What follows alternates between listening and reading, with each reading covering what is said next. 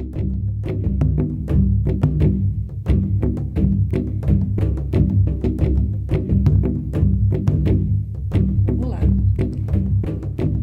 Nós temos discutido ao longo dos últimos anos, especificamente, a questão do TID como regime de trabalho, especialmente depois que o TCE publicou um acordo no qual entendia o TID como gratificação. De lá para cá, tentou-se implementar uma lei que desse conta de deixar mais clara e mais nítida a redação da Lei 11.713 de 97, que já dizia ali o TID como regime de trabalho. No último dia 2 de julho, o sindicato realizou uma assembleia no momento em que já estava na ALEP, na Assembleia Legislativa do Estado do Paraná, um projeto de lei que tinha vindo do Executivo, mencionando aí o TID como regime de trabalho. O substitutivo do Romanelli foi colocado na casa em troca do texto mandado pelo Executivo, e de lá para cá temos dito que esse texto não estava contento daquilo que nós defendemos enquanto regime de trabalho. Ele foi aprovado na casa, ou seja, a ALEP aprovou essa redação, esse substitutivo. Nós nos preocupamos em estudá-lo, em entender quais são os meandros do conteúdo dessa lei, e inclusive um parecer do nosso jurídico, da assessoria jurídica do ANDES, também estabeleceu que havia vários problemas naquela compreensão. A governadora do estado do Paraná, Aparecida Borghetti, vetou vários itens da lei e, recentemente, após a volta dos deputados do recesso, houve, então, esse debate para a derrubada de todos os vetos. No SINDEPG, defendemos que o melhor, o menos traumático para a compreensão do TID como regime de trabalho era a manutenção dos vetos.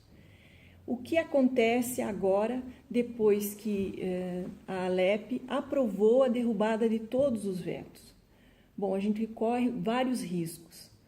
2 deles eu considero interessante e necessário destacar.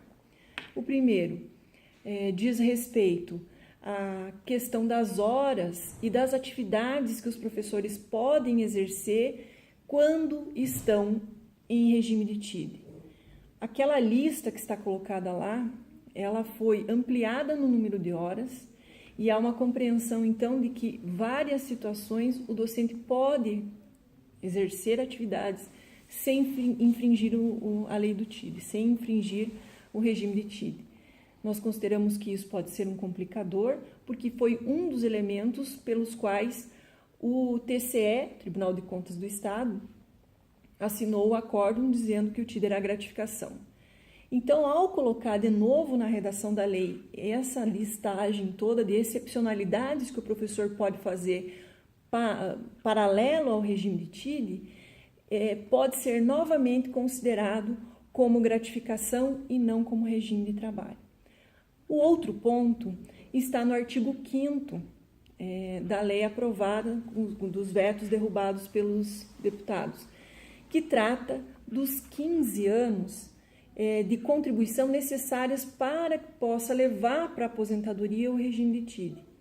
Isso foi apontado por diversas vezes de que seria um ato inconstitucional, porque a Constituição não prevê em nenhum momento que exista alguma coisa que impeça a levar os proventos todos, no caso dos professores que foram contratados antes de 2003 e no caso daqueles que foram posteriores de 2003, por conta da emenda constitucional número 90, que altera a Constituição Federal na questão da Previdência, também há uma alteração aí na compreensão de como esses proventos serão pagos na aposentadoria.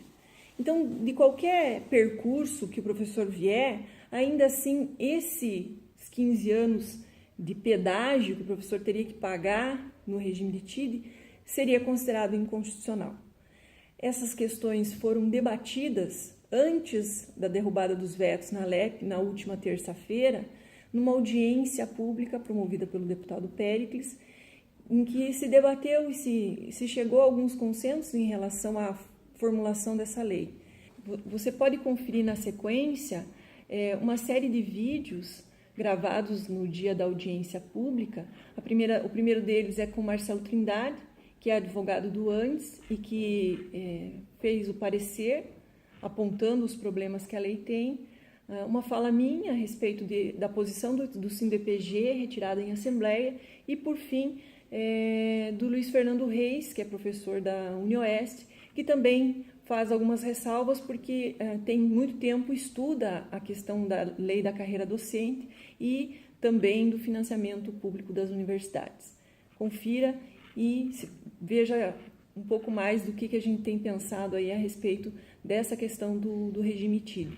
Lembrando que a assessoria da governadora já anunciou que muito provavelmente vai entrar na justiça contra a constitucionalidade da lei cujo veto foi derrubado pelos deputados.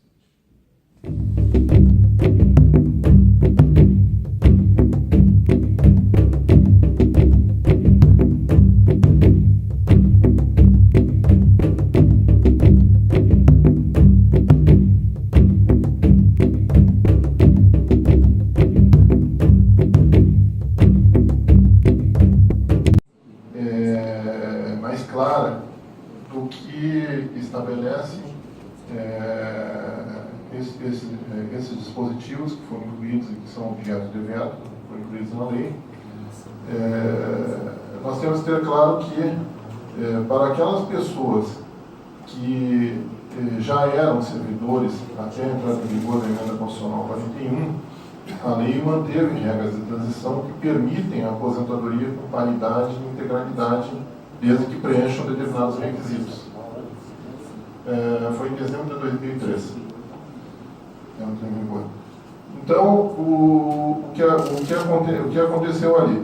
Se a pessoa preencher os requisitos estabelecidos na Constituição de tempo de serviço público, tempo na carreira, tempo no cargo, idade mínima que seja necessária, ela tem direito à aposentadoria com integralidade e paridade. O que são esses termos também, importante compreender, integralidade e paridade. Algumas pessoas confundem, inclusive juízes, paridade e integralidade como sendo a mesma coisa, não são. Integralidade é o direito à aposentadoria com a última remuneração do mês trabalhado, do último mês. Integralidade, paridade, é o direito a ter as mesmas vantagens dos servidores em atividade. Então, se for concedido algum benefício aos servidores em atividade, a princípio ele tem que ser estendido para os aposentados, que têm direito à paridade. Qualquer dispositivo legal que fuja disso, ele está contrário à Constituição Federal. Vejam que quando ela fala em integralidade, a Constituição ela não estabelece a possibilidade, por exemplo, de uma incorporação proporcional de uma determinada parcela dos vencimentos. Complementando essa minha fala inicial, o Supremo Tribunal Federal definiu uma situação em que ele admite que o servidor aposentado possa receber menos do que o servidor em atividade. Qual é? O único caso que isso acontece é quando houver gratificação, não é qualquer gratificação não. Esse negócio que o Tribunal de Contas do Estado inventou aí não tem nada a ver com a interpretação do Supremo Tribunal Federal. Mas é gratificação de desempenho em que tenha avaliação individual do desempenho do servidor. E que o valor dessa gratificação ela seja paga em decorrência desta avaliação individual para cada um. Qualquer outro tipo de avaliação de desempenho, inclusive se for coletiva, eles entendem, olha, não avaliou o sujeito individualmente, logo tem que pagar igual para todo mundo. E se tem que pagar igual para todo mundo, e existem casos assim na lei, o aposentado tem que receber da mesma maneira também. Mas é o único caso que o Supremo Tribunal Federal admite isso. Avaliação individual de desempenho. Fora disso, tem que pagar igual para todos os aposentados. Bom, o Tribunal de Contas da União, do Estado, veio com essa interpretação, dizendo que a TID não seria um regime de trabalho, o que já é um absurdo, porque está expresso na lei, né? Mas que seria uma gratificação e que simplesmente por ser uma gratificação tem que ser incorporada ao tempo em que a pessoa permaneceu no regime da TID. É isso. Né? Com base nisso, é claro que nós fomos para a Justiça e a Justiça nos deu razão concedendo aquelas liminares que garantiam o direito às aposentadorias para quem trabalhava no regime de dedicação exclusiva com o recebimento integral da sua remuneração. Tá? Então, nós não devemos necessariamente partir da interpretação do Tribunal de Contas do Estado para analisarmos isso aqui. É evidente que o objetivo do projeto foi resolver essa polêmica que se criou, né, essa pendência judicial, porque as pessoas ficam numa situação de absoluta insegurança à medida que dependem da confirmação de uma liminar. Né, nós não temos um julgamento definitivo, portanto, para garantir o recebimento integral da TID. Isso certamente leva muitas pessoas, inclusive, que poderiam se aposentar a continuar trabalhando, né, para ter a certeza de que algum dia vão poder incorporar, se não integralmente, pelo menos a maior parte da TID. Bom, o que no nosso parecer eu quero destacar aqui, posto isso, né?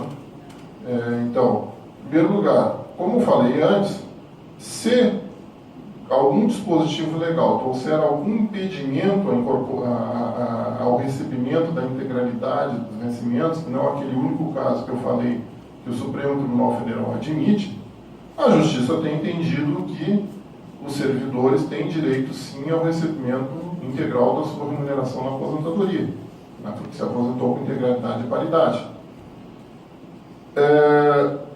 Portanto, ao mesmo tempo em que há esse entendimento, como já ocorreu em diversas outras situações, não digo aqui no Estado, mas em outros estados e a nível federal também, em determinadas situações é interessante que se aprove alguma disposição legislativa que possa permitir pôr um fim a esta interpretação que se tem a respeito do direito à integralidade da remuneração para os aposentados, integridade dos proventos.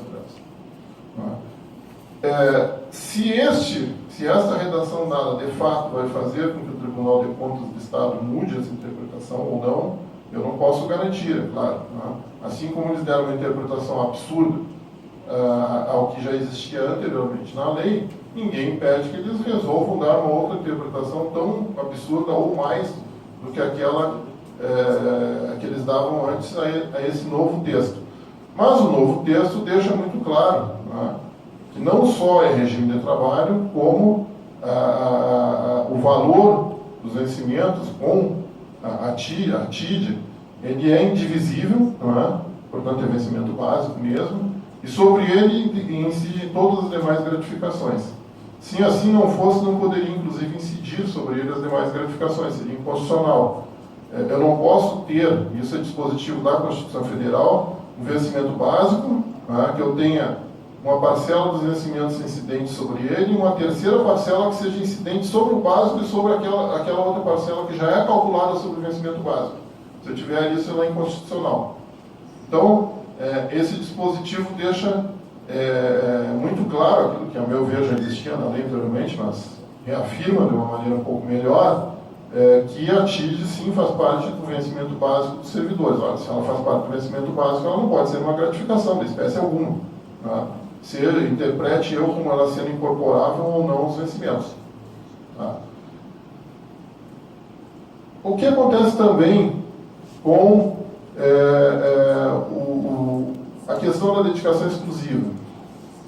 Alguém colocou aqui algo que é muito interessante citar, quando nós conversávamos ali fora, é muito importante citar que no Tribunal de Contas da União, em relação aos professores das instituições federais de ensino, houve uma decisão, há não muito tempo atrás, em que o tribunal determinou ao Ministério do Planejamento que fizesse gestão junto às universidades para que passasse a exigir um tempo mínimo no regime de dedicação exclusiva para conceder, aliás, um tempo mínimo para a aposentadoria, ou seja, pelo menos 5 anos faltando para a aposentadoria, né, sendo mais objetivo, que se exija que o servidor tenha pelo menos ainda 5 anos de trabalho pela frente para poder mudar para o regime de dedicação exclusiva. Porque, segundo o entendimento do tribunal, não seria lógico, não seria aconselhável, não seria moral, inclusive, que o servidor pudesse passar para o regime de dedicação exclusiva 2 anos antes da aposentadoria, por exemplo, se aposentasse levando a dedicação exclusiva. Mas por que o tribunal determinou isso ao Ministério do Planejamento? Que fizesse gestão junto às universidades para que implantasse esse critério de tempo mínimo antes da aposentadoria. Ao mesmo tempo que eles decidiram isso, na decisão eles disseram o seguinte: olha, como nós não podemos impedir, tá, por ser inconstitucional, o servidor que mudou de regime de trabalho 2 anos, 1 ano ou 3 anos antes da sua aposentadoria, de se aposentar levando o regime, levando a sua aposentadoria integral, portanto com a dedicação exclusiva, a única coisa que nós podemos fazer é exigir que, para conceder o regime de dedicação exclusiva, as pessoas pelo menos tenham 5 anos de trabalho pela frente. Porque uma vez concedido, não tem mais o que fazer. Nós não podemos negar a aposentadoria com a integralidade dos vencimentos e com a paridade a esse servidor que completar os requisitos estabelecidos na Constituição Federal. Então vejam que o Tribunal de Contas da União, nesse caso específico, reconheceu: olha, a gente não pode fazer nada, não tem como impedir o servidor de se aposentar levando a integralidade dos seus vencimentos. A Constituição garante esse direito. Se for concedida a dedicação exclusiva, bom, gostemos nós ou não disso, esse servidor tem direito a essa aposentadoria.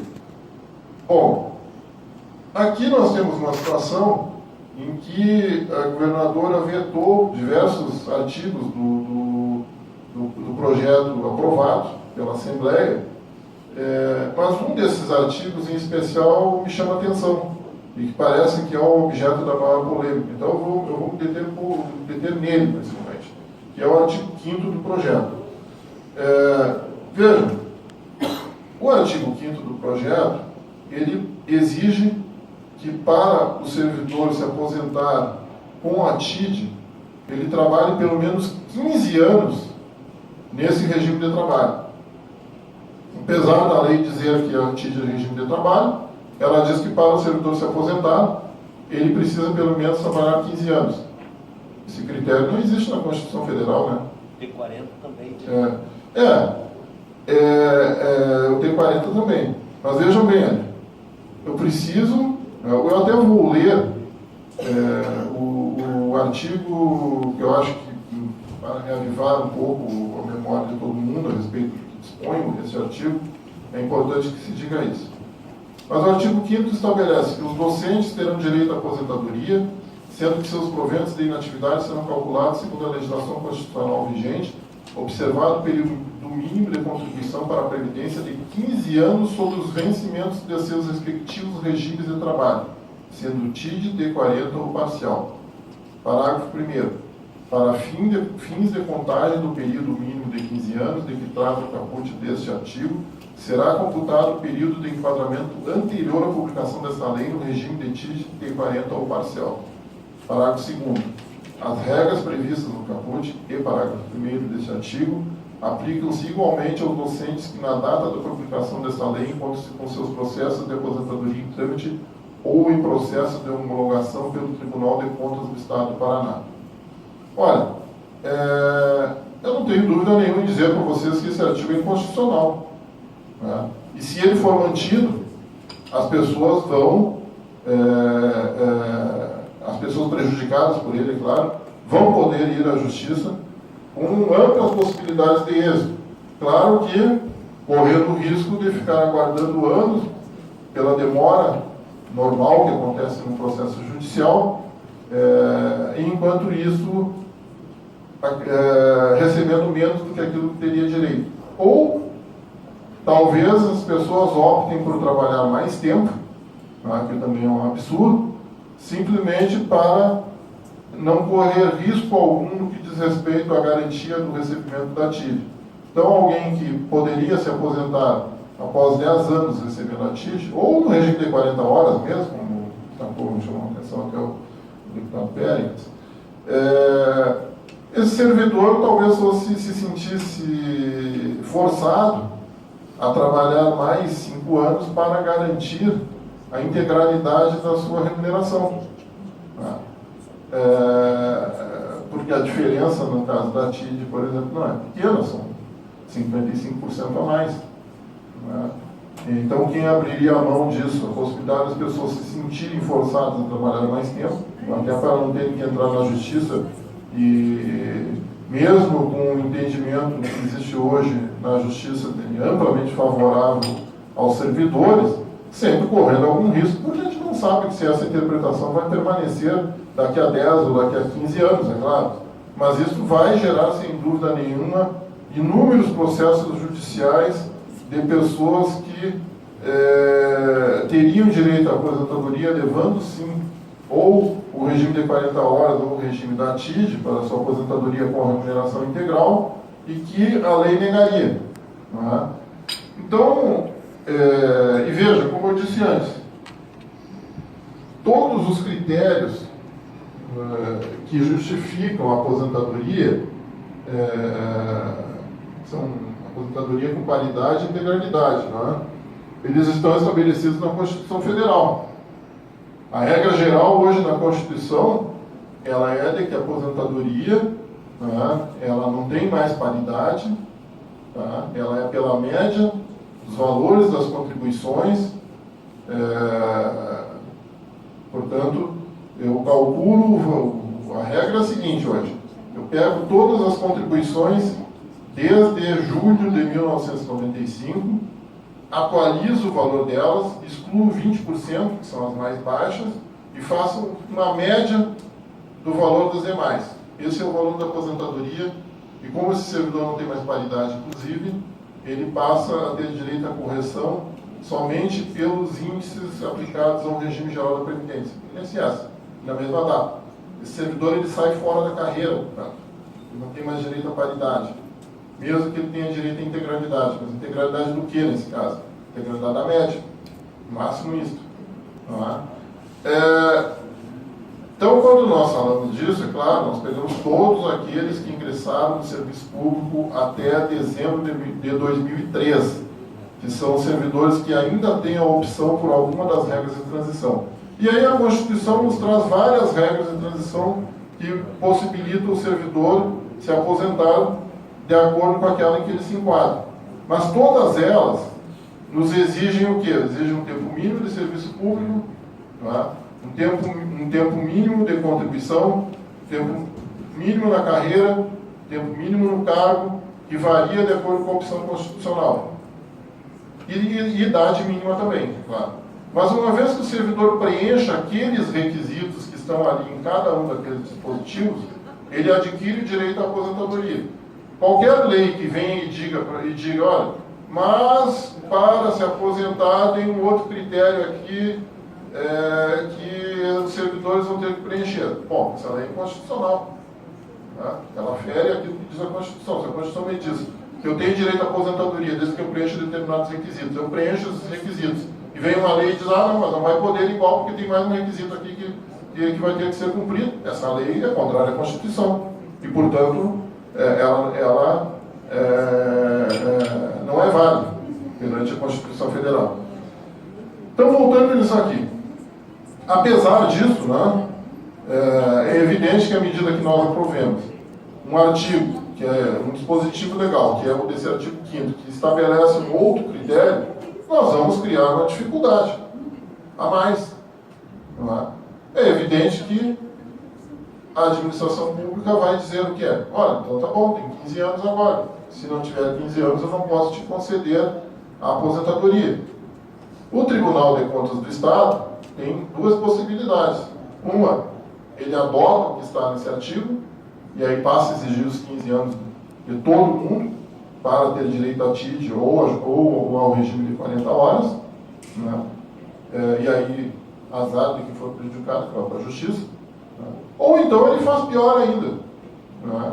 Mantém o seu mesmo entendimento, é um risco, a gente não tem como saber se eles vão ou não manter isso, mas a alteração legislativa promovida, ela dificulta que o TCE venha a ter esse entendimento. Agora, eles até podem insistir em tentar dar esse tipo de entendimento, dizendo, olha, isso aqui é uma gratificação, foi isso que eles disseram, né? Isso aqui é uma gratificação e a sua incorporação tem que ser proporcional ao tempo que o servidor permaneceu neste regime. Senão, bom, se eles disserem isso, eles podem dizer que o artigo 15 também não é aplicável e que, portanto, o entendimento deles permaneceria. É mais difícil, acho que até não é provável que o Tribunal de Contas do Estado mantenha este entendimento com esta alteração aqui. Agora, sem dúvida nenhuma, não é? O nosso entendimento também permanece o mesmo. Não é? Onde que consta, a questão é simples, onde que consta na Constituição Federal que alguma parcela da remuneração possa ser levada para a aposentadoria somente se o servidor, ou melhor, de forma proporcional ao tempo em que esse servidor recebeu essa parcela de seus vencimentos. Não consta em lugar nenhum. Ninguém vai encontrar isso lá. E é por isso que nós temos decisões judiciais garantindo. Não é? E mais ainda, houve tentativa de suspender essas decisões, essas liminares, e não obtiveram êxito. Não obtiveram êxito porque, na realidade, as decisões que concederam essas liminares estão de acordo com a jurisprudência do Supremo Tribunal Federal a respeito dessa matéria. Isso não é novidade nenhuma lá no Supremo Tribunal Federal.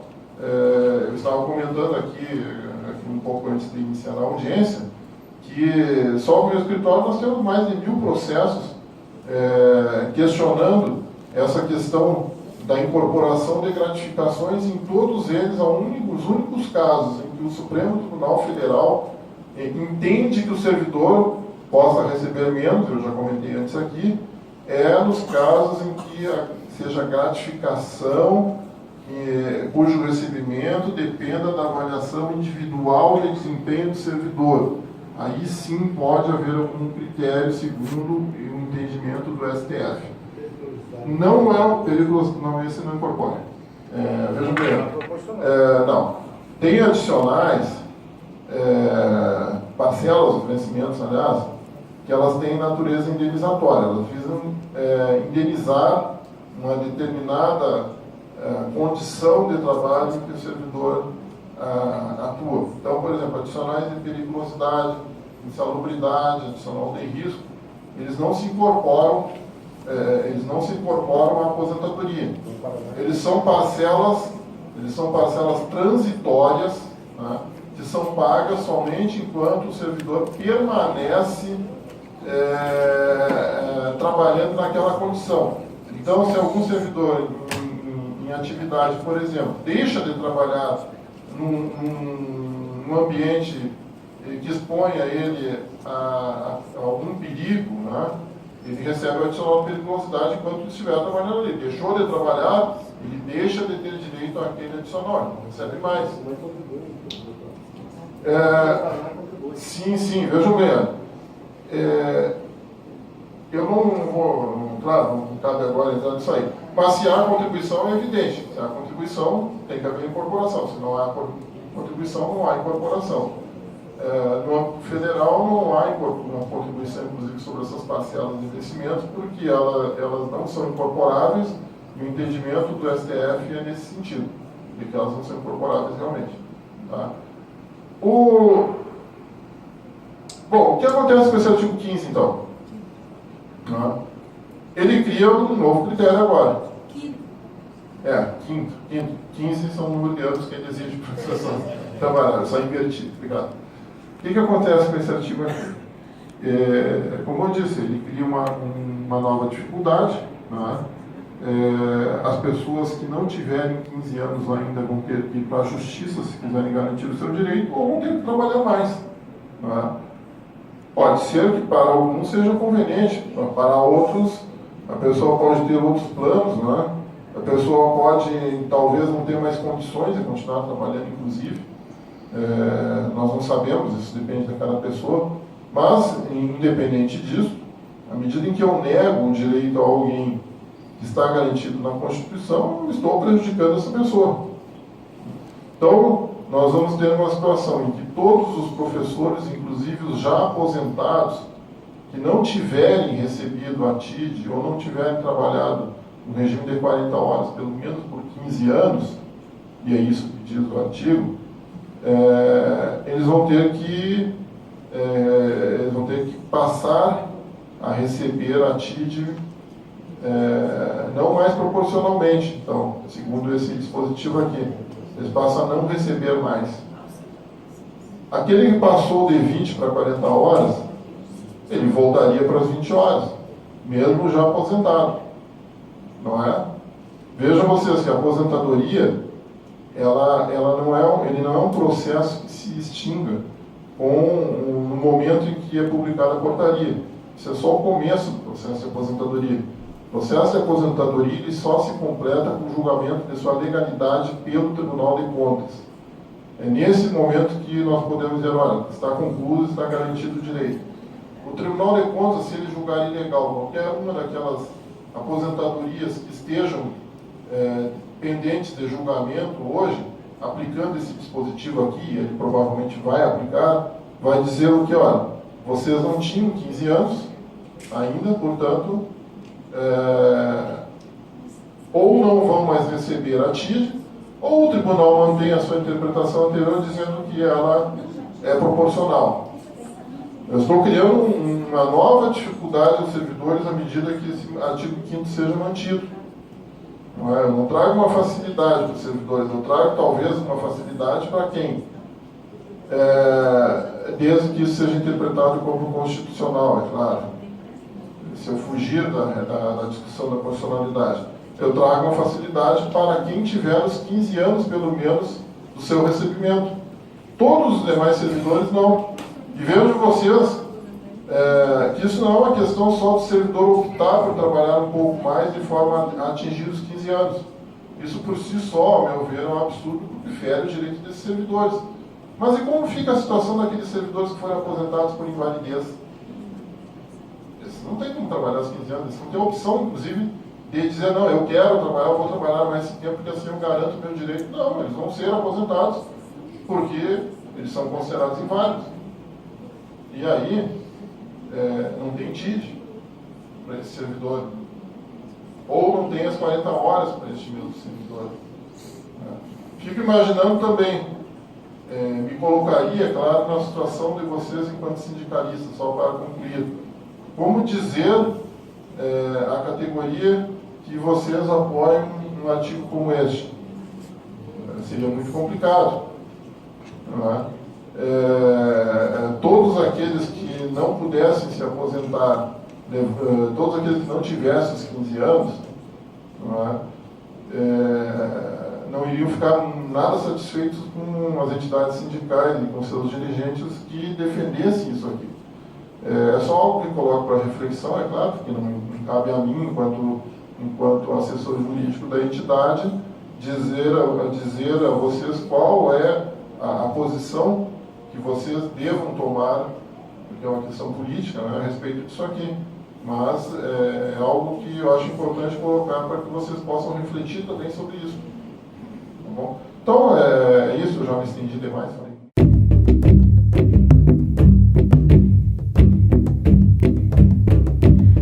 Debatemos quando a lei já tinha sido encaminhada pelo Legislativo, já tinha chegado à casa e já estava apresentado um substitutivo do Romanelli, da qual a gente não tinha nem tido acesso, quem dirá pudesse ter debatido. E naquele momento, a nossa Assembleia debateu por rejeitar a lei, porque ela não tinha sido feita com base num amplo debate, num amplo diálogo com toda a categoria. Nós temos muita tranquilidade para dizer isso. em 2 de julho. Então, naquele momento, a gente já percebia que não tinha possibilidade, tempo, portanto, para fazer o debate adequado, que existiam coisas. Por que se coloca um substitutivo? Porque se vai alterar algumas concepções que tinham vindo do legislativo, ou melhor dizendo, do executivo.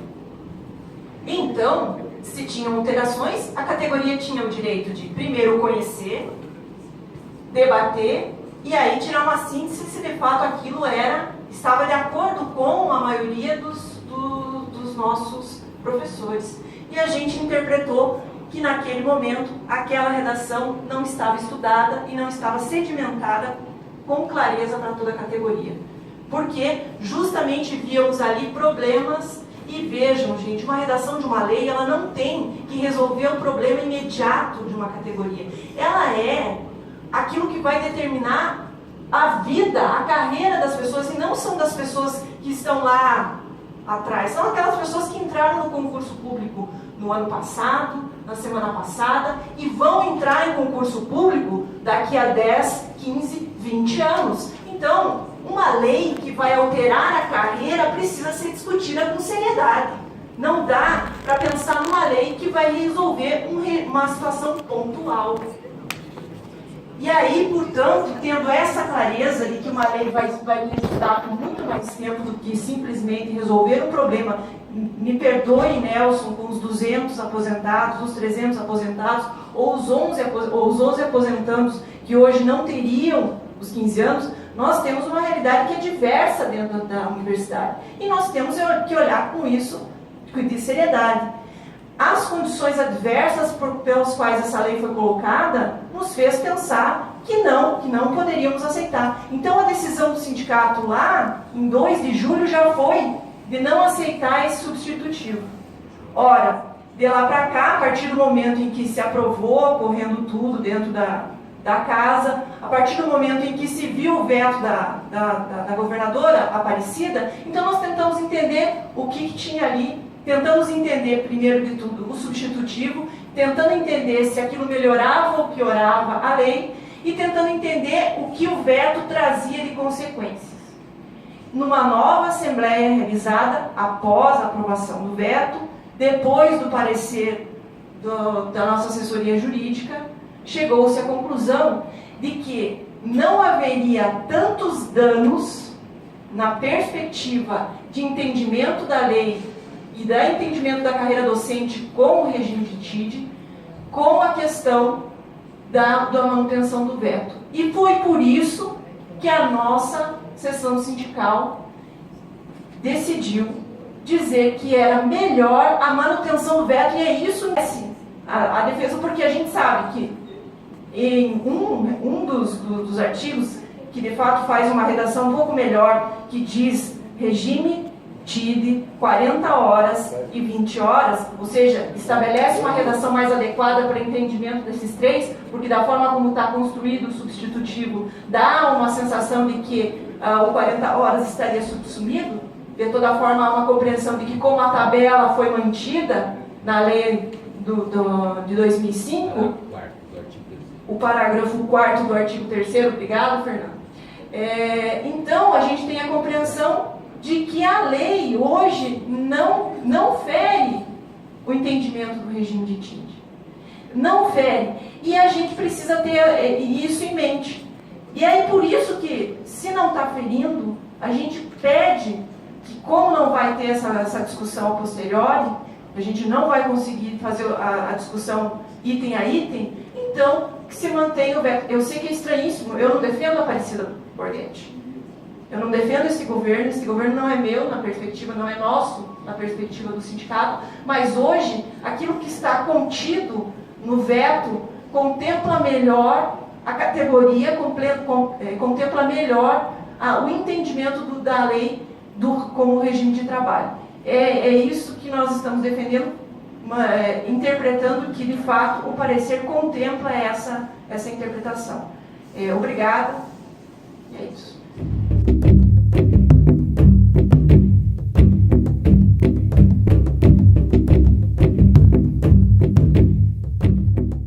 Acho que o mundo real é uma apreensão, né? Ele não existe, depende da forma da análise que a gente faz. E dizer o seguinte, né? A origem do problema é o acordo do Tribunal de Contas. E é preciso conhecer todo o processo e assim, qual é o argumento central que o Tribunal de Contas utilizou para considerar o TID como uma gratificação? É a inovação trazida em 2005 pela alteração da Lei 11.713, que passou, o Tribunal de Contas utiliza o artigo 3º, parágrafo 3º, o inciso de 1 a 6. Esse é o argumento central do Tribunal de Contas. Quando os sindicatos, de maneira correta, resolveram enfrentar esse problema criado pelo Tribunal de Contas, que foi uma leitura equivocada da Lei 11.713, mas o mundo real é esse, precisava enfrentar. Como é que se enfrentava? Do ponto de vista judicial e do ponto de vista político. Do ponto de vista judicial, foram feitas tentativas, inclusive inicialmente com a PS, que o Nelson acompanhou, e depois foi feito um recurso ao Tribunal de Justiça, porque não era possível permitir que o acórdão tivesse transitado e julgado como se tivesse o nosso acordo, se a gente não contestasse isso. Não é ideal, mas foi necessário recorrer à Justiça, Tribunal de Justiça. E tem duas liminares que garantem de maneira provisória para todos os professores a aposentadoria, regime de incorporação integral de acordo com as regras previdenciárias. É isso, né? Então, agora, do ponto de vista político, o que se definiu? Que era necessário, sim, revisar a Lei 11.713 para afastar aqueles dispositivos que o Tribunal de Contas utilizava para fundamentar de maneira equivocada o seu acordo. Então, nós tínhamos que revisar aqueles dispositivos que o Tribunal utilizava. Esse é o debate fundamental que nós temos que fazer. E aí, a questão é o seguinte: a derrubada total ou parcial dos vetos precisa ser analisada. A derrubada total auxilia no sentido de que a gente produza uma legislação que suplante definitivamente os argumentos do Tribunal de Contas ou atrapalha? Esse é o debate. Lembrar o seguinte, né? Que se a gente tiver uma lei que suprima os argumentos do Tribunal de Contas, a possibilidade da liminar tornar-se uma definição definitiva, uma decisão definitiva no Tribunal de Justiça do Paraná se amplia. Por quê? A assessoria jurídica do antes vai chegar lá e dizer o seguinte: olha, veja, os argumentos que o Tribunal de Contas utilizava para caracterizar o TID como uma gratificação foram removidos pela legislação, pela reformulação da Lei 11.713. E essa é a questão fundamental. Quer nós queiramos ou não, está judicializado. Agora, o que pode acontecer, e aí é resultado da nossa decisão, da nossa análise, é que nós podemos abrir uma outra frente de judicialização. Aí sim, não mais com o Tribunal de Contas, mas com a Procuradoria-Geral do Estado e o próprio Poder Executivo. E aí a briga é um pouco maior, né? Então eu acho que cabe analisar isso. Eu, particularmente, minha avaliação, depois de acompanhar todo esse processo, é um equívoco sem tamanho a derrubada total dos vetos. Porque há uma clara indicação que nós vamos abrir uma nova frente de judicialização. E atenção, o doutor Ushimura, que é lá do Sindiprol, ele, inclusive, levanta o objetivo geral de um deputado propor uma nova regra previdenciária dos 15 anos. Que isso, de acordo com o artigo 66 da Constituição Estadual, é uma prerrogativa exclusiva do chefe do Poder Executivo. Então eles podem judicializar por isso. Estava na mensagem da governadora. Agora, o substitutivo geral é assinado pelo deputado Romané, né? Eles podem utilizar isso para judicializar.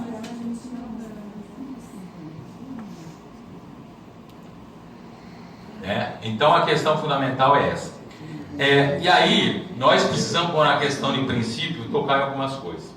A Procuradoria-Geral tocou em alguns pontos que têm fundamento. E aí, é um debate político que precisa ser feito a respeito do TID como regime de trabalho. Não é de agora, desde 2005. O substitutivo geral ampliou aquilo que já veio da mensagem inicial, a possibilidade de que o professor em regime TID possa receber vantagens adicionais pelo exercício de algumas atividades. Isso é algo que nós temos que dizer que, de fato, há concordância. Por quê? Porque apresenta a história do plantão docente na carreira docente, que tem regulamentação específica, a possibilidade de ganhos adicionais dos professores no prédio de contribuição científica e tecnológica, participação em cursos e palestras. E aí eles fazem um cálculo e que vão dizer, o parecer da Procuradoria, isso é para a gente pensar, que isso leva a um desvirtuamento da dedicação exclusiva. De fato, se você soma tudo aquilo, 1.888 horas para uma jornada de 2.200 do professor Tite. Ou seja, nós estamos desvirtuando o regime Tite. Esse desvirtuamento não fortalece a dedicação exclusiva como regime de trabalho, fragiliza.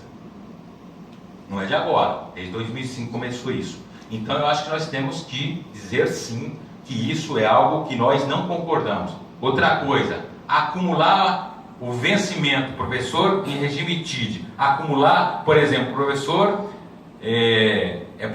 se afasta para exercer o cargo de secretário de Estado, ele vai acumular as duas coisas. Isso, inclusive, entra em contradição com o próprio artigo 1º do substitutivo geral, que foi promulgado pela governadora, porque diz o seguinte: dedicação exclusiva não permite o acúmulo. E aí nós estamos tendo isso. Então nós temos que discutir isso. E a minha posição acho que tem parte do artigo 2º que tem que ser derrubado o veto e parte do artigo 4º. É isso. E aí nós teremos uma nova proposta de lei para remover o parágrafo único do artigo 17. Mas enfim, o jogo já está jogado, já foi decidido e os vetos serão derrubados plenamente. E aí nós temos que assumir a responsabilidade aqui e dizer para a categoria: assim, com a derrubada total dos vetos, uma grande possibilidade de abrir uma nova frente de judicialização do TID, e isso, ao invés de ajudar a resolver um problema, nós estamos criando um problema adicional. Tá? Mas isso não depende da gente, parece que já tem um acordo de uma maioria eventual nessa casa que vai derrubar todos os vetos e vai criar, portanto, um problema adicional, inclusive os companheiros de Maringá. A gente sabe disso, né? Esse é o mundo real, né? É a judicialização, mais uma vez, da carreira docente, que manter todos os vetos e derrubar todos. Nós sairíamos, por quê? Porque a lei que foi promulgada pela governadora, com todos os vetos, ela remove todos os argumentos que o Tribunal de Contas utilizou para produzir o acordo. Então isso nos fortalece, vai permitir que o nosso escritório, nossa assessoria jurídica, chegue lá no Tribunal de Justiça e tenha um argumento novo para dizer que o Tribunal de Contas, mais uma vez, está equivocado, porque foi